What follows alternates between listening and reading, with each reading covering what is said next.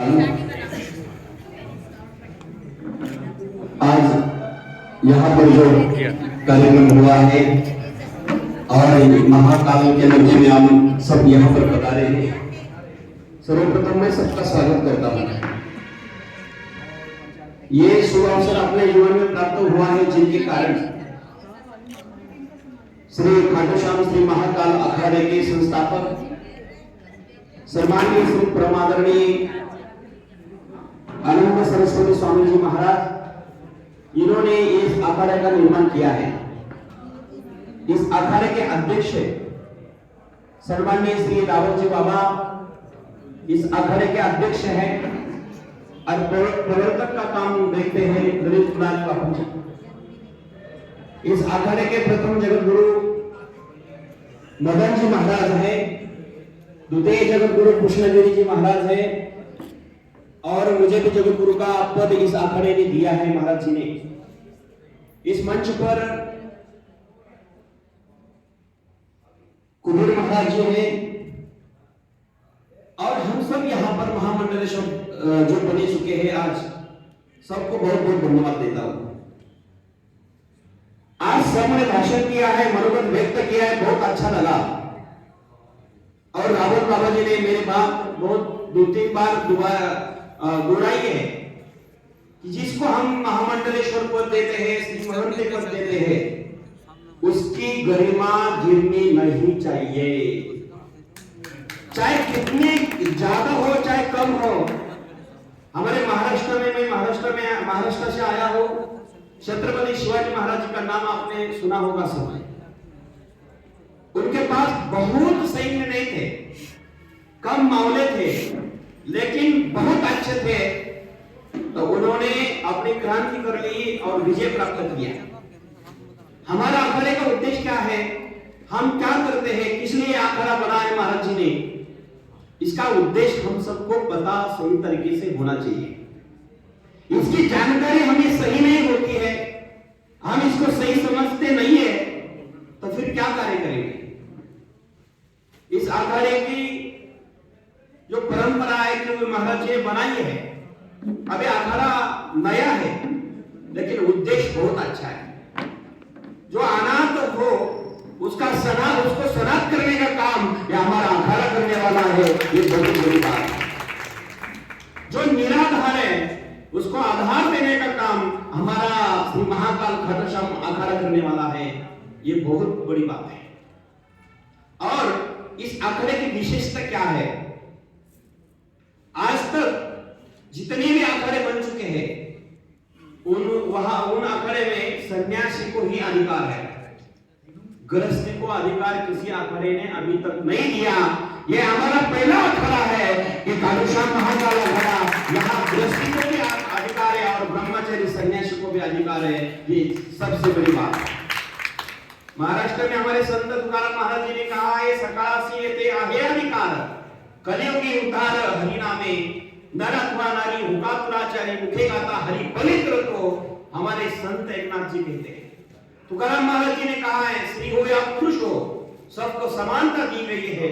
हमारा अखाड़ा वही काम कर रहा है, ये दुनिया में सबसे बड़ी बात चल रही है।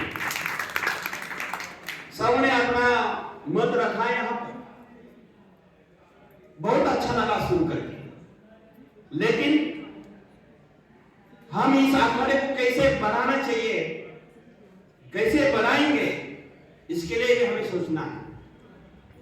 अखाड़े का जो मंडल है, कमेटी है, जो भी आपको सुझाव देंगे, जो भी मार्गदर्शन करेंगे, उसका पालन करना ये सबको अनिवार्य रहेगा। और इस अखाड़े में जो जुड़ गए हैं उनका ये काम है हमारा धर्म का प्रचार करना, सनातन धर्म का रक्षण करना और हमारा जो संगठन है वो बना रहे, इसके लिए काम करना।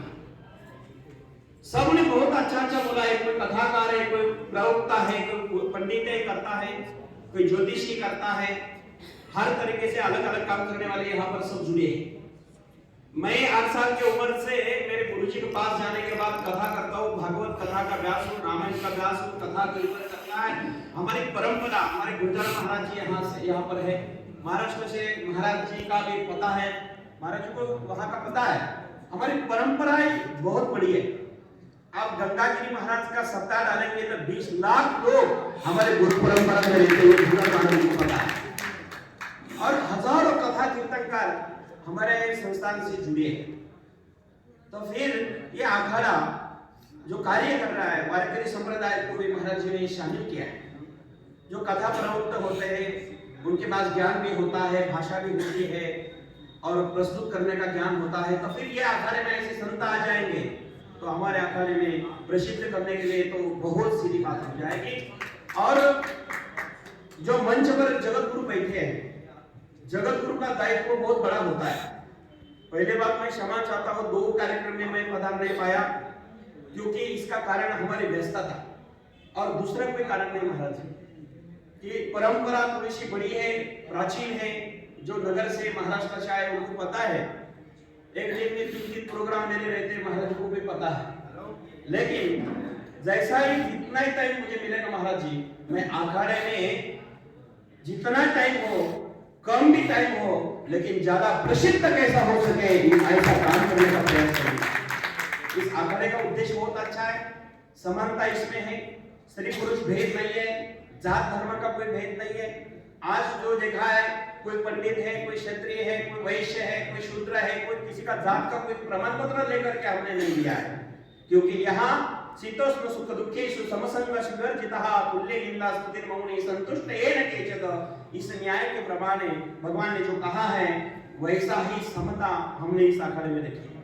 इसलिए बहुत खुशी की बात है, आनंद सरस्वती को मैं कितना धन्यवाद दूं स्वामी जी महाराज जी को, इन्होंने अखाड़ा बनाया और मुझे स्मरण के लिए बहुत प्रयास करके यहाँ लाया। आनंद जी सरस्वती महाराज जी से बात करा दी, ललित बाबू से बात करा दी, रावत बाबा से बात करा दी।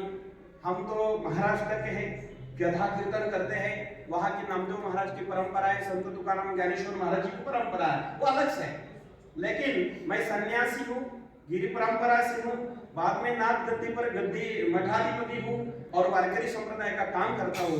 पहले से 3 परंपरा मुझसे जुड़ी है, वो काम कर रहा हूँ। अभी 4थी जुड़ गई महाकाल की कृपा से।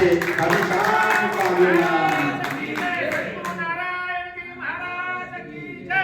और ये सद्गुरु नारायणगिरी महाराज की कृपा से है। हमारे गुरुजी नारायणगिरी महाराज ऐसे एक संत हुए महाराज जी, 1 से 9 साल तक हो रहे हैं और मंत्र दृष्टा महात्मा थे। हम जो बात यहाँ कर रहे हैं वो उनको वहां समझ में आती थी और वो सीधा बता देते थे। ऐसे संत हमें मिले। इस अखाड़े के बारे में बहुत आपको जानकारी जितनी है वो काम करते हैं, लेकिन महाराज जी जैसा भी आदेश सबको देंगे वैसा काम करने के लिए हम सब खड़े रहेंगे, तत्पर रहेंगे, तैयार रहेंगे, क्योंकि हमारा अखाड़ा एक संगठन है, एक परिवार है। एक परिवार को कैसा चलाना है हम सबको पता है, लेकिन कोई परिवार से कोई बड़ा नहीं है, कोई छोटा नहीं है। परिवार के सदस्य जैसे एक होते हैं। इस अखाड़े का छोटा से छोटा भी आदमी और बड़ा से बड़ा भी आदमी सब हम एक मिलकर के काम करेंगे तो हमारा अखाड़ा बहुत बड़ा हो जाएगा। और इसमें इस बार इतना आनंद आया राव बाबा जी मुझे, क्योंकि पहले पुरुष थे, बाद में नारियां थी, अब तृतीय पंथ वाले आ गए, इसलिए बहुत खुशियां हो गई और इनको भी हमने शामिल कर लिया।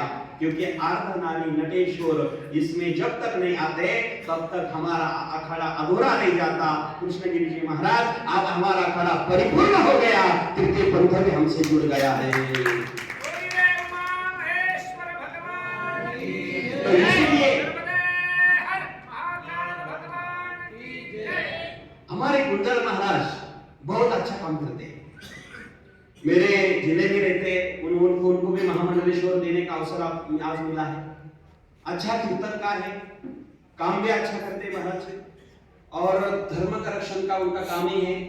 क्योंकि मैं जिस अखाड़े में हूँ पक्ष का नाम नहीं लूंगा, पार्टी का नहीं नाम लूंगा, क्योंकि मुझे ये नहीं सही लगता, लेकिन महाराज जी धर्म का काम करते हैं, इतना ही कहूंगा, अच्छा काम करते हैं।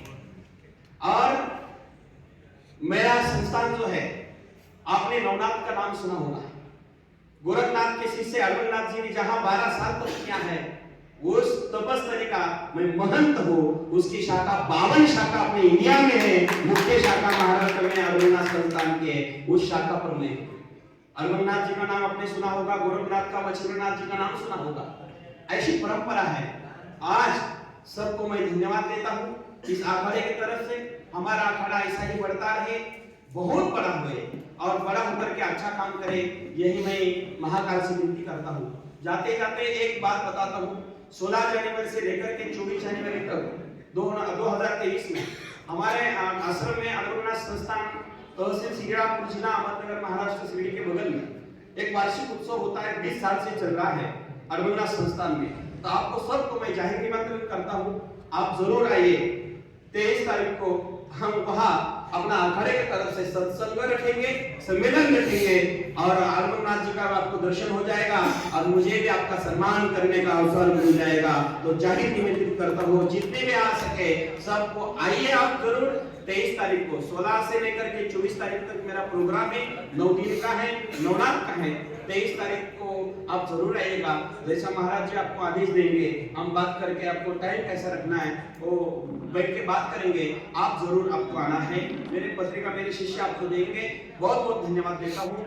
आनंद सरस्वती महाराज जी को बहुत लंबी उम्र लगे, ऐसा ही धर्म कार्य करने के लिए बहुत लंबी उम्र लगे, यही महाकाल जी से विनती है। राहुल बाबा का आवाज सुनते हैं, जब भाषण करते हैं, ऐसा लगता है हमारे अखाड़े की तरफ कोई टेढ़ी नजर से देखने वाला नहीं है, क्योंकि ऐसे खमीर जनता हमारे अध्यक्ष बन चुके हैं। ऐसे ही एक हमारे अखाड़े में हीरे है और बहुत रत्न है। इसमें आने के बाद आज मीना जी का भाषण सुना हमने, कितना अच्छा लगा। पहली बार सुना है, पहली बार हमने देखा है, लेकिन धर्म के बारे में बोल रहे थे, योगा के बारे में बता रहे थे। एक एक सबका बोलना यहाँ उचित नहीं रहेगा, लेकिन सबने बहुत अच्छा बोला है। उस दीदी ने भी इतना अच्छा बोला है, लेडीज होकर के हनुमान जी की पूजा करना शुरू कर दिया है, हनुमान चालीसा का व्रत लिया है और जहाँ स्कूल होता है वहां पर अपना धर्म का प्रचार करने का व्रत लिया। बहुत अच्छी बात है। लेकिन हमारे महाराष्ट्र में एक नेताजी है, मैं नाम नहीं लूंगा क्योंकि मैं पक्ष से नहीं जुड़ा हूं, लेकिन उन्होंने ऐसा नियम किया था, हर मंदिर में हर जगह पे लाउड स्पीकर चलता है, वहां पर हनुमान चालीसा का पाठ होना चाहिए। किसी ने प्रतिबंध लगा दिया और वही चला गया और हनुमान जी का नाम अमर हो गया। इसलिए हनुमान जी का पाठ करना चाहिए। राम गुरु से राम बिनु राम नाम विश्वास, सुमेरन सुमंगल भूषण महागत तुलसीदास। राम का नाम लेते हुए क्या होता है, गरल सुधा रुकर ही मिताई, गोपद सिंधु अनल सितराई। गरल सुधा विष भी हो तो राम जी का नाम लेकर अमर हो जाता है, अमृत हो जाता है। यही तो महाकाल जी ने किया है, वो हमें सबको करना है और भरोसा रख के करना है। हनुमान पर भरोसा रखना है, महाकाल पर भरोसा रखना है। हमारे अखाड़े का नाम ही इतना अच्छा है। महाराज जी आपने कैसा नाम रखा है, क्यों रखा है मुझे पता नहीं, इस पर भी बात नहीं हुई, लेकिन नाम है खाटू श्याम श्री महाकाल अखाड़ा। खाटू श्याम जो होते हैं वो भगवान श्री कृष्ण है, विष्णु क्या अवतार है, महाकाल शिव क्या अवतार है, या हरि में है, हर में है। ये अखाड़े का नाम ही ऐसा है, कोई भेद नहीं है। हमारे तुकाराम महाराज जी मराठी में कहते हैं, हरिहरा भेद नाही नका करू वाद, एक एकाचे हृदय गोडी साखरीच्या ठाई, उजवे वाम भाग तुका म्हणे एक चांग। ऐसा तुकाराम महाराज जी ने कहा है। इसलिए खाटू श्याम, श्याम यानी कृष्ण है, वही राम श्याम खाटू है, खाटू श्याम है, और वही हर हर महादेव हर है, हरि है, दोनों का एक मिलन है। इसलिए यहाँ नर भी है, यहाँ नारायण भी है। हमारा अखाड़ा दुनिया से अलग है। बहुत बहुत धन्यवाद देता हूँ इस मंच को और यहाँ पर पधारे हुए सबको बहुत बहुत धन्यवाद देते हुए मेरे वाणी को विराम देता हूँ। महाराज जी 2 प्रोग्राम में मैं नहीं आ पाया इसलिए समाप्ति हूँ, क्योंकि व्यस्तता की वजह से, लेकिन आगे से मैं जरूर आने का प्रयास करूंगा। 2-3 महीने जैसी बात होती है हमारी, तो अचानक नहीं आया तो कभी किसी ने गलत नहीं सोचना चाहिए, विनती करता हूँ। बहुत बहुत धन्यवाद। जय श्री महाकाल।